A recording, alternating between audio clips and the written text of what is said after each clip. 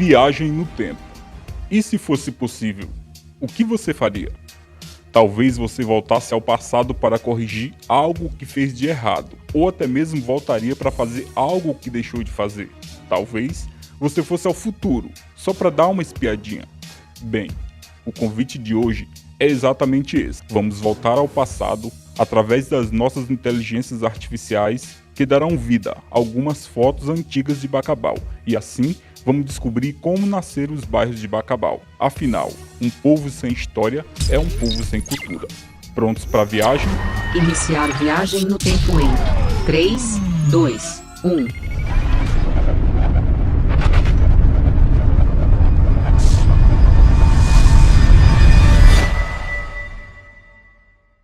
Bacabal, cidade que se ergue majestosa no coração do Maranhão. É mais do que um mero conjunto de ruas, praças e edificações. É um palco vivo de histórias entrelaçadas. Este documentário propõe-se desbravar os caminhos que deram forma e significado aos bairros de Bacabal. Ano 1500 depois de Cristo. 22 de abril de 1500 foi a data que o Brasil foi descoberto pelos portugueses. A futura cidade de Bacabal era apenas uma mata virgem, totalmente fechada, habitada por índio. Não se sabe ao certo qual tribo, mas há quem diga que da tribo Guajajara, porém sem registro. Passado apenas 376 anos, a Mata Virgem começa a ser desbravada. No ano de 1876, o coronel Lourenço da Silva foi quem explorou a mata, em busca de um lugar propício para a agricultura. Daí o desenrolar você já conhece. Quando Bacabal foi fundada, existiam apenas 3 bairros: Ramal, Trizidela e Jussaral. Tudo era bem diferente de como está hoje. Os lugares mais legais, mais movimentados e desenvolvidos na época era o bairro Jussaral. E nem preciso falar o porquê do nome Jussaral. Isso mesmo, na época haviam muitos pés de Jussara, que hoje o povo chama de açaí. Habitavam também índios no bairro Jussaral. O bairro era bastante rico na área do comércio. O bairro Ramal sempre foi formado por usinas. Até os dias de hoje, é possível ver galpões antigos que estão preservados até o dia de hoje. Para atravessar o rio Mearim e chegar no bairro Trizidela, só era possível através de canoas. Por causa do grande movimento de pessoas na localidade, logo viram a necessidade de fazer um pontão de ferro, que melhorou e muito a travessia, devido à grande produção de arroz, algodão, milho, coco, babaçu e outros produtos. O movimento, que já era grande, aumentou ainda mais, e logo foi providenciado um pontão de ferro, que servia para transportar veículo com carga, que durou até a construção da ponte de concreto, em 1957. Essa foto é o exato local onde a ponte foi construída, e antes de sua construção. O bairro Trizidela se desenvolveu por causa da grande quantidade de comércio que havia na época. Não é à toa que a Rua dos Prazeres se chama assim, e você já deve imaginar o motivo. E assim, o bairro Trizidela cresceu e se desenvolveu.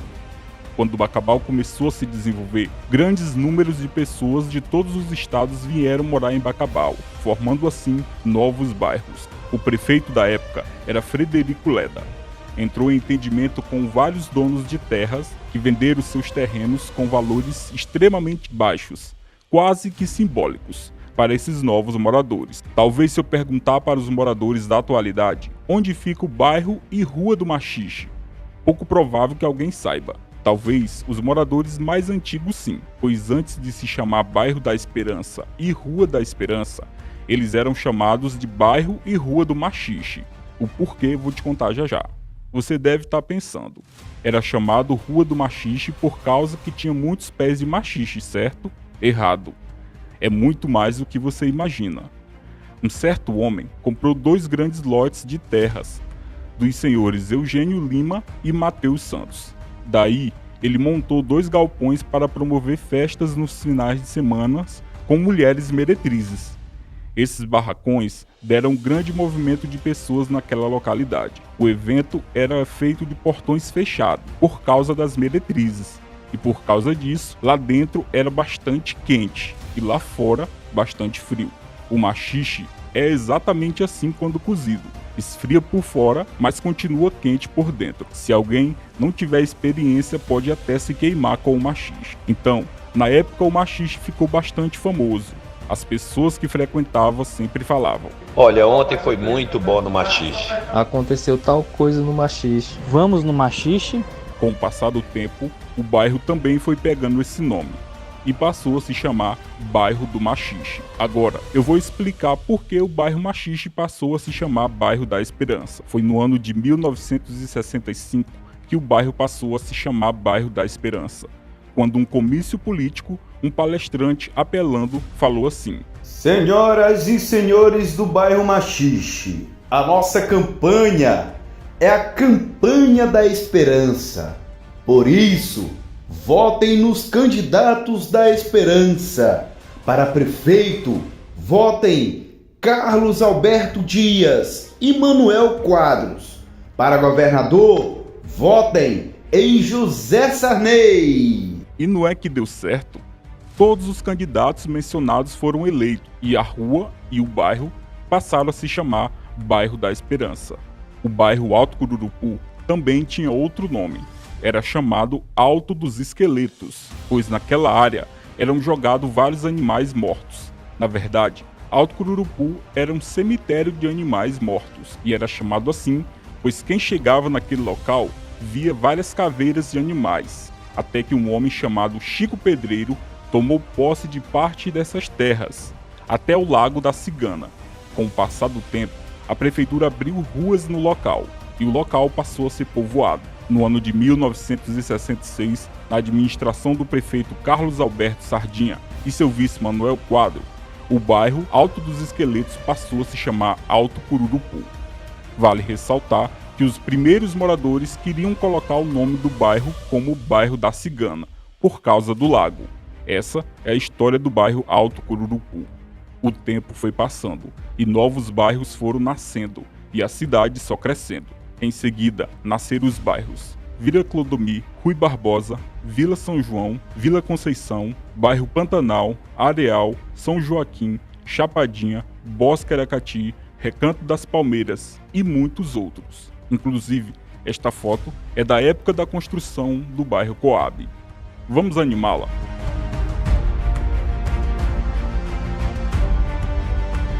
O bairro da Areia, como o próprio nome já diz, segundo moradores antigos, era um imenso campo de areia, onde foi povoado e abriram-se ruas, e deram esse nome. Logo em seguida, o bairro São Lucas também surgiu. O bairro Coabinha é chamado assim porque era de propriedade privada, que foi invadida por populares no ano de 1976.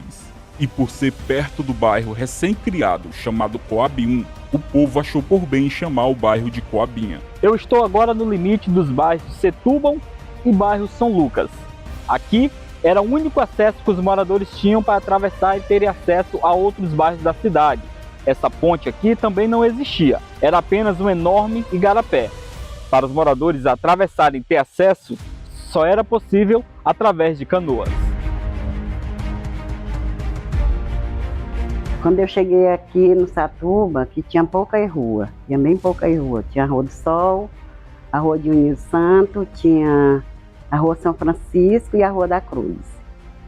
E tinha o sítio, ali, o sítio do Zeca Lago, pela Rua da Areia, só vinha pela Rua da Areia que a gente ia. Só tinha mesmo garapé, depois foi que fizeram a boeira ali. Ali enchia, que a gente atravessava do Satuba para a Rua da Areia, tinha ano que a gente atravessava era de canoa, porque enchia. Era o único acesso que tinha.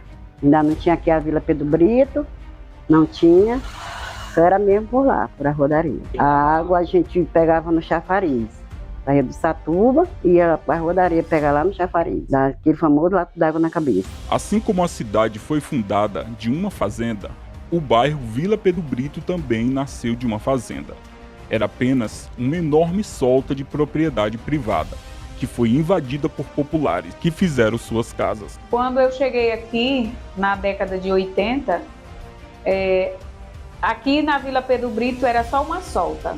Aí, como tinha muita gente sem casa, e só a solta, aí o pessoal resolveram invadir aqui. Ali onde é a escola Maria Helena Cassiano, era um açude, que o menino banhava lá. Mas aí, logo em seguida eu fui embora. Quando eu voltei, a Vila Pedro Brito já estava bem pavimentada, já tinha bastante casa. Durante anos, o bairro foi chamado de Invasão. Na década de 80, a prefeita Raimunda Loyola entrou em ação, legalizando as casas dos moradores e abrindo novas ruas. E assim, o bairro passou a crescer e se desenvolver. Tinha uma parte lá para baixo que chamava Vila Clodomir Filho. E para cá, sempre foi Vila Pedro Brito. Invasão. Sempre o pessoal chamava Invasão. Aí depois foi que começaram a chamar Vila Pedro Brito. Depois de Invasão, o bairro passou a se chamar Vila Pedro Brito. Parte dele era chamado de Vila Clodomir, que com o passar dos anos também foi chamado Vila Pedro Brito, e se tornaram um só.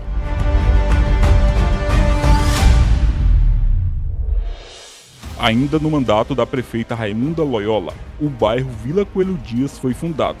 Com apenas 2 ruas, há quem diga que ele foi fundado por causa das enchentes do rio Mearim, que desabrigava os ribeirinhos do bairro Trizidela. Até os dias de hoje, o bairro Vila Coelho Dias é chamado de Nova Trizidela. Quem contribuiu para o crescimento da Vila Coelho Dias também foi um homem chamado Emanuel de Jesus, mais conhecido como de Jesus, que tomou frente à invasão de parte de um terreno de mata que tinha nas proximidades, aumentando assim o bairro e sua população. E essa é a história da Vila Coelho Dias. A Vila Frei Solano também nasceu da necessidade de abrigar a população do bairro Trizidela nas enchentes. Antes, o bairro Vila Frei Solano era chamado de Multirão, devido à grande quantidade de pessoas que construíam suas casas de uma vez só. Na verdade, há quem chame o bairro assim até os dias de hoje. A história do bairro Novo Bacabal começou na década de 90, com alguns moradores que vieram da zona rural. O acesso era bastante difícil, pois só havia caminhos estreitos. Mal passava uma carroça. No dia 25 de dezembro de 1995, segundo o livro Bacabal, Sua História, Seus Autores, do projeto Vamos Crianças, escrito pelas crianças com a ajuda de moradores, a dona Maria Elisa foi a primeira moradora do bairro. A energia elétrica foi instalada no ano de 2002. A primeira escola do bairro foi construída no ano 2000. O prefeito da época era José Vieira Lins. Inclusive, até os dias de hoje, mesmo depois de seu falecimento, ele é amado por todos do bairro Novo Bacabal. Já os bairros São Francisco e Madre Rosa eram apenas mata fechada, de posse da Igreja Católica. Os padres acabavam doando esses lotes para moradores carentes que construíram suas casas, e logo as matas iam se tornando bairros. Ruas, comércios foram formados ali, e a comunidade cresceu. E foi assim que nasceram os primeiros bairros de Bacabal. Com o passar dos anos, vários outros surgiram. Claro que não dá para mencionar todos aqui.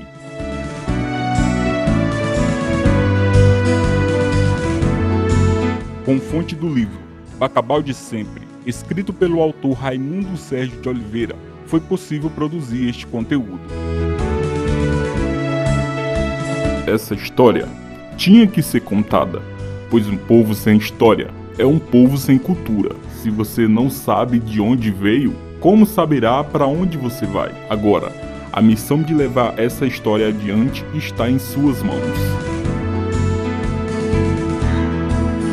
Entre tantas frondosas palmeiras e um leito que corre. Espero que você tenha gostado deste documentário.